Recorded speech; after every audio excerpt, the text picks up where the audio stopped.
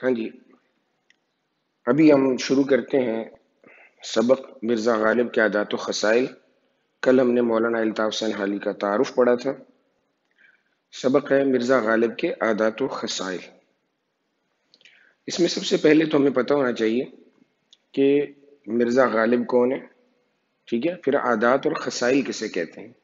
مرزا غالب کے حوالے سے آپ اتنا جان لیجئے کہ یہ اردو غزل کے سب سے بڑے شاعر ہیں۔ اگر کوئی بھی شخص آپ سے پوچھے کہ اردو غزل کا بڑا شاعر کون ہے تو آپ بلا حیل و حجت آپ مرزا غالب کا نام لے سکتے ہیں۔ ان کا پورا نام تھا مرزا اسد اللہ خان غالب، ٹھیک ہے جی۔ عادات و خصائل، عادات ہیبٹ کے معنوں میں آتی ہیں، ٹھیک ہے، اور خصائل لفظ خصلت سے نکلا ہے۔ خصلت بنیادی طور پر تشخص کو کہتے ہیں، پہچان کو کہتے ہیں، ٹھیک ہے۔ یہ میننگ آپ لکھ لیجئے۔ خصلت کا مطلب ہے تشخص، ٹھیک ہے، پہچان، یا پھر خصلت کا ایک مطلب اور بھی ہے، اچھی یا بری عادت۔ یہ بھی عام طور پر خصلت کے معنوں میں بولا جاتا ہے، کہا جاتا ہے۔ اچھا، سبق پڑھنے سے پہلے اگر آپ اپنی کتابوں پہ دیکھیں صفحہ نمبر 8 پہ، تو اس میں بنیادی طور پر ایک بڑی واضح بات لکھی ہے، وہ ہے مقاصد تدریس۔ یعنی یہ جو سبق ہم پڑھ رہے ہیں اس کے پڑھنے کا بنیادی طور پر مقصد کیا ہے، ٹھیک ہے۔ یہ تو نہیں ہے کہ ہم سبق پڑھیں گے اور سبق پڑھیں گے اور اس کے بعد یاد کریں گے اس کی مشق وغیرہ یا دیگر جو ضروری چیزیں ہیں اور ہم کہیں گے جی بس یہی ہمارا مقصد تھا۔ بیسیکلی ایسا نہیں ہے۔ یہ سبق پڑھنے کا جو مقصد ہے وہ یہاں پر بتا دیا گیا ہے کہ ہمیں اس سبق کے پڑھنے سے کون کون سی چیزیں سیکھنے کو ملیں گی۔ ان میں دیکھیں سب سے پہلی جو چیز ہے کہ طلبہ کو غالب کی شخصیت اور ان کے عادات و خصائل سے آگاہ کرنا۔ یعنی یہ سبق جب ہم پڑھیں گے تو اس سبق کے پڑھنے سے ہم سب سے پہلے تو غالب کی شخصیت سے آگاہ ہوں گے، ٹھیک ہے، کہ وہ کس شخصیت کے مالک تھے، ان کی کون سی عادات تھیں، کون سی چیزیں ایسی تھیں جو ان کی شخصیت میں اچھی تھیں، کون سی چیزیں ایسی تھیں جو ان کی شخصیت میں بری تھیں، ٹھیک ہے۔ پھر اس کے بعد دوسری ہے طلبہ کو بتانا کہ خوش اخلاقی اور کشادہ پیشانی بڑے لوگوں کا شیوا ہے۔ شیوا ہے مطلب یہ ان کی پہچان ہے، ان کی عادت ہے، ٹھیک ہے۔ کشادہ پیشانی کا مطلب کیا ہوتا ہے کہ آپ جو ہے وہ اعلیٰ سوچ کے مالک ہیں، ٹھیک ہے۔ خوش اخلاقی اچھے اخلاق کے مالک ہیں۔ خط کا جواب لکھنے کی اہمیت واضح کرنا۔ اب خط کا زمانہ تو نہیں رہا، اب ہم مختلف سوشل میڈیا کے ذریعے آپس میں کنیکٹ رہتے ہیں، تو اس زمانے میں مرزا غالب کے زمانے میں یا بعد کے زمانے میں بھی کافی عرصے تک، یعنی سوشل میڈیا کے آنے سے پہلے تک خط کی بڑی اہمیت ہوا کرتی تھی اور لوگ ایک دوسرے کا حال احوال خط لکھ کر جو ہے وہ پوچھا کرتے تھے۔ تو اگر کوئی خط کا جواب نہیں دیتا تھا تو اس کو بڑا بے ادبی تصور کیا جاتا تھا۔ تو یہ ضروری ہے کہ اگر کوئی شخص آپ سے رابطہ کرے اور آپ سے کچھ معلومات وغیرہ لے تو آپ اس کا جواب دیں۔ طلبہ کو بتانا کہ ہمارے بزرگ کتنے وزادار اور بامروت تھے۔ وزادار شائستہ، مہذب۔ لکھ لیجئے کہ مرزا غالب جس زمانے سے تعلق رکھتے ہیں یا ہمارے آباء و اجداد کا جو بھی زمانہ ہے اس زمانے میں لوگ بڑے مہذب ہوا کرتے تھے، بڑے شائستہ ہوا کرتے تھے،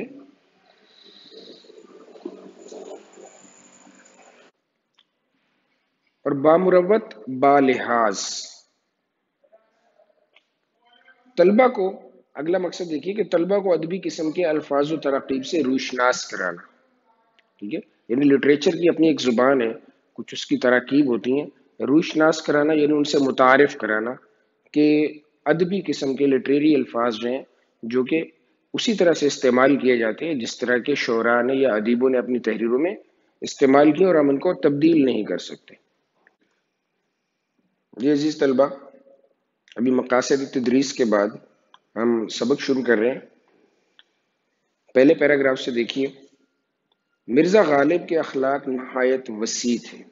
سنٹینس کو پہلی بات تو یہ ہے کہ انڈر لائن کر لیجئے کہ وہ بہت اعلیٰ اخلاق کے مالک تھے۔ وسیع اخلاق مطلب بہت اعلیٰ اخلاق کے مالک تھے۔ اعلیٰ اخلاق کیا ہوتے ہیں؟ اعلیٰ اخلاق میں بہت ساری چیزیں آ جاتی ہیں، سچ بولنا، غیبت نہ کرنا، دھوکہ نہ دینا، ٹھیک ہے. اور اس کے علاوہ بہت ساری چیزیں ہیں جو کہ اعلیٰ اخلاق کا نمونہ ہے. نیکی کرنا، کسی کے کام آنا، کسی سے شائستہ انداز میں، مہذب انداز میں بات کرنا، یہ سب چیزیں اخلاق میں ہی آتی ہیں. وہ ہر شخص جو ان سے ملنے جاتا تھا کشادہ پیشانی سے ملتے تھے. کشادہ پیشانی سے یعنی بڑے کھلے دل سے ملا کرتے تھے. جو شخص ایک دفعہ ان سے ملتا اسے ہمیشہ ملنے کا اشتیاق رہتا. اشتیاق رہتا مطلب شوق رہتا. یہ میننگ لکھ لیں آپ ساتھ میں. اشتیاق کا مطلب کیا ہے؟ اسے شوق رہتا. دوستوں کو دیکھ کر باغ باغ ہو جاتے تھے. باغ باغ ہونا یہ محاورہ ہے، خوش ہونا. اب یہ ابھی ہم پڑھ رہے تھے کہ ادبی ترقی وغیرہ جو ہوتی ہیں، ٹھیک ہے نا. اب باغ باغ ہونا کا مطلب ہوتا ہے خوش ہو جانا. اب ہم اس کو چینج نہیں کر سکتے. اور ان کی خوشی سے خوش اور غم سے غمگین ہوتے تھے. اس لیے ان کے دوست ہر مذہب اور ملت کے نہ صرف دلی میں بلکہ تمام ہندوستان میں بے شمار تھے. مذہب اور ملت لکھا ہوا، ہر مذہب اور ہر ملت، یعنی ان کے جو دوست تھے ان میں نہ صرف مسلمان تھے بلکہ ہندو بھی تھے، سکھ بھی تھے، عیسائی بھی شامل تھے، بلکہ بہت سارے جو انگریز وہاں پہ رہتے تھے جو غالباً عیسائیت سے تعلق رکھتے تھے وہ بھی ان کے دوستوں میں شامل تھے. جو خطوط انہوں نے اپنے دوستوں کو لکھے ہیں ان کے ایک ایک حرف سے مہر و محبت، غم خارگی و یگانگت ٹپکتی ہے. مہر و محبت، مہر بھی محبت کے ہی معنوں میں آتا ہے. مہر بھی محبت کے معنوں میں آتا ہے. غم خاری غم بانٹنا، غم کھانا، کسی کے غم میں شامل ہونا. اور یگانگت مطلب بھائی چارہ. ٹھیک ہے، یہ لکھ لیجئے. یگانگت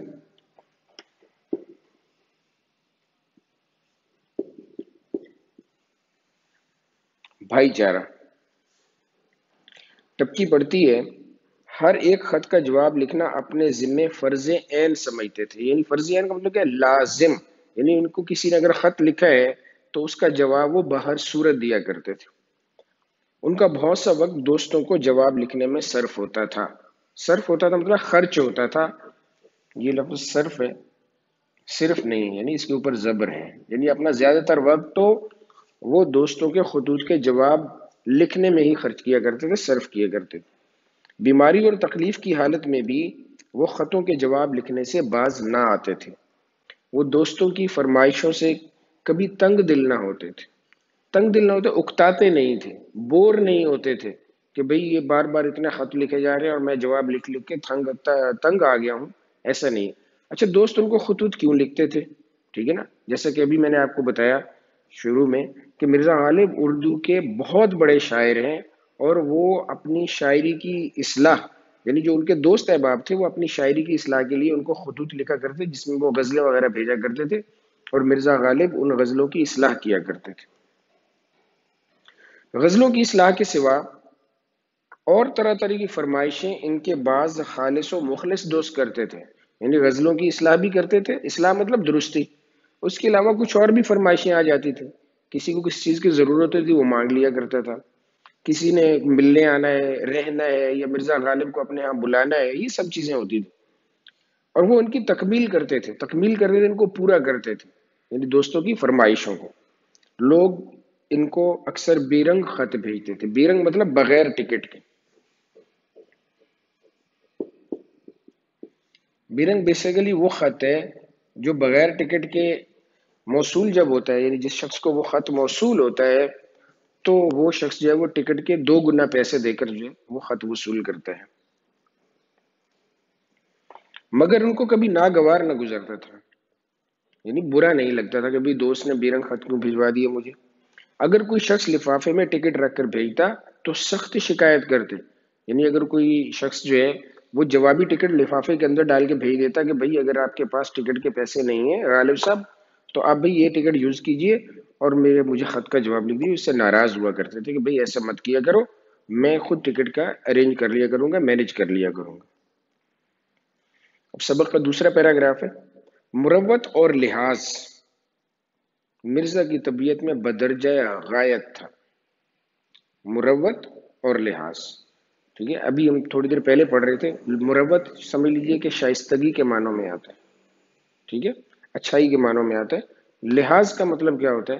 یعنی کسی کا خیال کرنا، ٹھیک ہے، اس کی بات سننا، یہ سب چیزیں لحاظ کے معنی. بدرجہ غایت یعنی بہت زیادہ، بہت گہرا. باوجود یہ کہ اخیر عمر میں وہ اشعار کی اصلاح دینے سے بہت گھبرانے لگے تھے. اخیر عمر میں یعنی بڑھاپے میں، اس کو لکھ لیجئے، اخیر عمر یعنی جب بوڑھے ہو گئے تھے.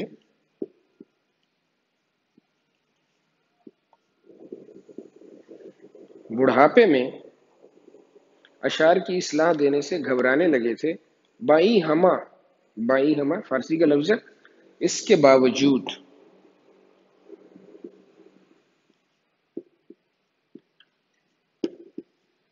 بائی ہما اس کے باوجود کبھی کسی کا قصیدہ یا غزل اصلاح کے بغیر واپس نہ کرتے تھے. قصیدہ یہ بھی شاعری کی ایک قسم ہے، ٹھیک ہے، لکھ لیجئے قصیدہ شاعری کی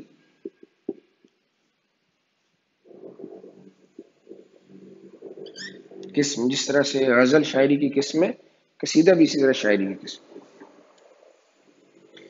ایک صاحب کو لکھتے ہیں، جہاں تک ہو سکا احباب کی خدمت بجا لایا. احباب مطلب دوستوں کی، حبیب سے لفظ نکلا ہے نا، حبیب دوست کو کہتے ہیں، تو احباب مطلب دوستوں کی خدمت بجا لایا، مطلب ان کی خدمت کی جتنا مجھ سے ہو سکا. اور اوراق اشعار دیکھتا تھا، یعنی ان کی شاعری وغیرہ کی اصلاح کرتا تھا. اب نہ آنکھ سے اچھی طرح سوجھے اور نہ ہاتھ سے اچھی طرح لکھا جائے. کیا مطلب؟ مطلب اب آنکھوں سے صحیح طور پر نظر بھی نہیں آتا اور ہاتھوں سے صحیح سے لکھا بھی نہیں جاتا.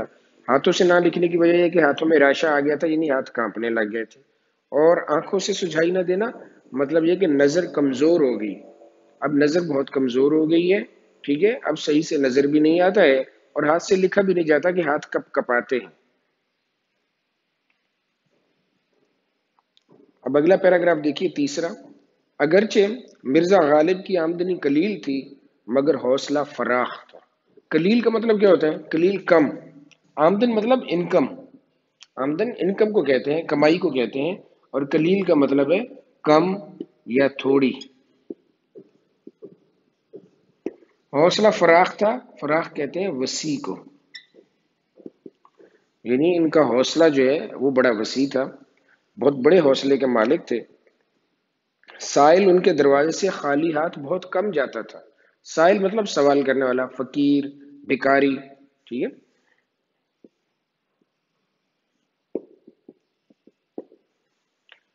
ان کے دروازے سے خالی ہاتھ بہت کم جائے، یعنی ہر ایک جو بھی ان کے دروازے پہ مانگنے آتا تھا اس کو کچھ نہ کچھ دے کر ہی بھیجا کرتے تھے. ان کے مکان کے آگے اندھے، لنگڑے، لولے اور اپاہج مرد عورت پڑے رہتے تھے. یعنی بہت سارے ایسے لوگ جو معذور تھے، اندھے جن کو نظر نہیں آتا، لنگڑے جو لنگڑا کے چلتے ہیں، جن کی ٹانگیں مطلب کسی کی کٹی ہوئی ہے یا کوئی صحیح سے چل نہیں سکتا ہے، لولے جن کے ہاتھ صحیح سلامت نہیں ہیں، ٹھیک ہے نا، اور اپاہج جن کو کوئی بھی معذوری ہے، چاہے وہ اندھے ہیں، چاہے وہ بہرے ہیں، کسی بھی حوالے سے ہیں، یعنی وہ معذور ہیں. وہ ان کے دروازے پڑے رہتے تھے کیونکہ انہیں پتا تھا یہاں سے کچھ نہ کچھ مل جائے گا. غدر کے بعد، غدر، غدر بنیادی طور پر اس کو انڈر لائن کریں، یہ 1857 کے حوالے سے لکھا گیا ہے. یعنی 1857 میں جو جنگ ہوئی تھی، اس جنگ کو کچھ لوگ جنگ آزادی کہتے ہیں اور کچھ لوگ غدر کہتے ہیں. غدر کا بنیادی مطلب لفظ کیا ہے؟ بغاوت.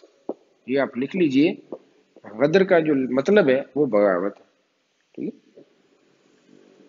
غدر کے بعد ان کی آمدنی کچھ اوپر 150 روپے ماہوار ہو گئی تھی. 150 روپے ماہوار، کچھ اوپر یعنی 150 روپے سے کچھ زیادہ. 150، 150 ماہوار مطلب ماہانہ، یعنی 150 روپے سے اوپر ہو گئی تھی. اور یہ اچھی خاصی رقم تھی اس زمانے میں، معمولی رقم نہیں تھی. اور کھانے پینے کا خرچ بھی کچھ لمبا چوڑا نہ تھا، یعنی کوئی اتنے اخراجات بھی نہیں تھے، ذاتی اخراجات یعنی گھریلو وغیرہ. مگر وہ غریبوں اور محتاجوں کی مدد اپنی بساط سے زیادہ کرتے تھے. بساط مطلب اپنی طاقت سے، ہمت سے. یوں سمجھ لیجئے کہ وہ کہہ رہے ہیں کہ اپنی انکم سے بھی زیادہ، اپنی آمدن سے بھی زیادہ وہ غریب لوگوں کی مدد کر دیا کرتے تھے. اس لیے اکثر تنگ رہتے تھے. تنگ رہتے تھے مطلب کچھ پریشان رہتے تھے. تنگ سے مراد مقروض بھی ہوتا ہے کہ پھر وہ آخر میں دوستوں سے قرض لے لیا کرتے تھے کہ بھئی جب مجھے تنخواہ وغیرہ ملے گی تو میں آپ کو اس میں سے قرض واپس کر دوں گا، چکا دوں گا۔ اب صفحہ نمبر 8 پہ آخری پیراگراف جو شروع ہو رہا ہے اس کو پڑھتے ہیں۔ مرزا اپنے دوستوں کے ساتھ جو گردش روزگار سے بگڑ گئے تھے نہایت شریفانہ طور سے سلوک کرتے تھے۔ گردش روزگار یعنی حالات کی خرابی کی وجہ سے، ٹھیک ہے، گردش روزگار یہ لکھ لیجئے، حالات کی خرابی، یعنی جو حالات کی خرابی کا شکار ہو گئے تھے ان دوستوں کی بات ہو رہی ہے، ان سے نہایت شریفانہ طور پر سلوک کرتے تھے، بڑا اچھا سلوک کرتے تھے۔ مطلب یہ ہے کہ کچھ لوگ بڑے کھاتے پیتے گھرانوں سے تعلق رکھتے تھے، بڑے مالدار ہوتے تھے، اپنے زمانے کے معززین میں شمار ہوتے تھے، لیکن غدر کے بعد ان کے حالات یک لخت بدل گئے اور اچانک وہ امارت سے غربت کی طرف آ گئے۔ تو مرزا غالب چونکہ ان کو جانتے تھے اس کے ساتھ بڑا اچھا سلوک کیا کرتے تھے کہ بھئی ان پہ کبھی اچھا وقت بھی رہا ہے، اب اگر برا وقت آ گیا ہے تو اس کا مطلب یہ تو نہیں ہے کہ ان کو فراموش کر دیا جائے۔ دلی کے عمائد میں سے ایک صاحب جو مرزا کے دلی دوست تھے، عمائد، ٹھیک ہے، عمائد یعنی کہ معززین شہر، یوں سمجھ لیجیے، یعنی جو دلی کے ایک زمانے کے معزز لوگ ہوا کرتے تھے ان میں سے ایک صاحب جو مرزا یعنی مرزا غالب کے دلی دوست تھے، بڑے اچھے دوست تھے، اور 1857 کے بعد ان کی حالت سقیم ہو گئی تھی۔ سقیم جو مطلب ہے خراب ہو گئی تھی، یعنی حالت، ان کی حالت سے مراد ہے ان کے حالات بہت بگڑ گئے تھے۔ ایک روز چھینٹ کا فرول پہنے، چھینٹ ایک کپڑے کی قسم ہے، ٹھیک ہے، چھینٹ کیا ہے؟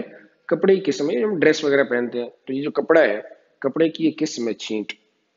فرگل مطلب لبادہ، لمبا لباس، یہ جو جس طرح آپ قطر میں یہاں دیکھتے ہیں یہ عربک لوگوں نے پہنا ہوا ہوتا ہے وائٹ سا، ٹھیک ہے۔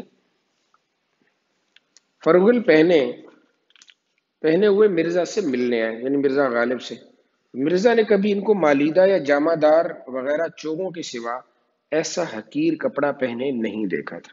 مالیدہ، مالیدہ کا مطلب ہوتا ہے قیمتی، یعنی مرزا نے ان سے پہلے ان کو کبھی بھی اتنے عام کپڑے میں نہیں دیکھا تھا، بلکہ جب بھی دیکھا تھا قیمتی کپڑوں میں، مہنگے کپڑوں میں دیکھا تھا۔ جامہ دار یعنی پھول والا، یہ بھی مہنگے کے معنی میں آتا ہے۔ ایسا حقیر، حقیر مطلب ویسے حقیر تو کم تر کو کہتے ہیں، ٹھیک ہے، یہاں پہ آپ سستا بھی کہہ سکتے ہیں، یعنی بہت سستا نہیں دیکھا تھا۔ چھینٹ کا فرغل ان کے بدن پر دیکھ کر ان کا دل بھر آیا، دل بھر آیا مطلب افسردہ ہو گئے۔ دل بھر آیا یہ محاورتاً استعمال ہوا ہے، جیسے ہم پڑھ رہے تھے شروع میں ادبی زبان وغیرہ، افسردہ ہونا، غم زدہ، افسردہ، افسردہ ہو گئے، غم زدہ ہو گئے۔ ان سے پوچھا یہ چھینٹ آپ نے کہاں سے لی؟ مجھے اس کی وضع، وضع مطلب بناوٹ بہت ہی بھلی معلوم ہوتی ہے۔ وضع لکھ لیجیے، میننگ بناوٹ، بھلی معلوم ہوتی ہے یعنی میرے دل کو بہت اچھی لگی ہے، مجھے بہت ہی اچھی لگی ہے۔ آپ مجھے بھی فرول کے لیے یہ چھینٹ منگوا دیں، یعنی مجھے یہ کپڑا منگوا دیجیے کسی طرح سے۔ انہوں نے کہا یہ فرول آج ہی بن کر آیا ہے، یعنی یہ جو لباس ہے یہ آج ہی بن کر آیا ہے، میں نے اسی وقت اس کو پہنا ہے، اگر آپ کو پسند ہے تو یہی حاضر ہے۔ مرزا نے کہا جی تو یہی چاہتا ہے کہ اسی وقت آپ سے چھین کر پہن لوں، مگر جاڑا شدت سے پڑ رہا ہے۔ جاڑا یعنی سردی، شدت سے مطلب سردی بہت شدید ہے، جاڑا سردی کے معنوں میں ہے۔ آپ یہاں سے مکان تک کیا پہن کر جائیں گے؟ پھر ادھر ادھر دیکھ کر کھونٹی پر سے اپنا مالیدہ کا نیا چوغا اتار کر انہیں پہنایا، یعنی اپنا قیمتی کپڑا ان کو پہنایا اور اس خوبصورتی کے ساتھ وہ چوغا ان کی نظر کیا، یعنی ان سے وہ جو چھینٹ کی فرگل تھی وہ لے کے اپنے پاس رکھ لی اور اپنا قیمتی لباس ان کو پہنایا کہ بھئی آپ یہ پہن لیجیے۔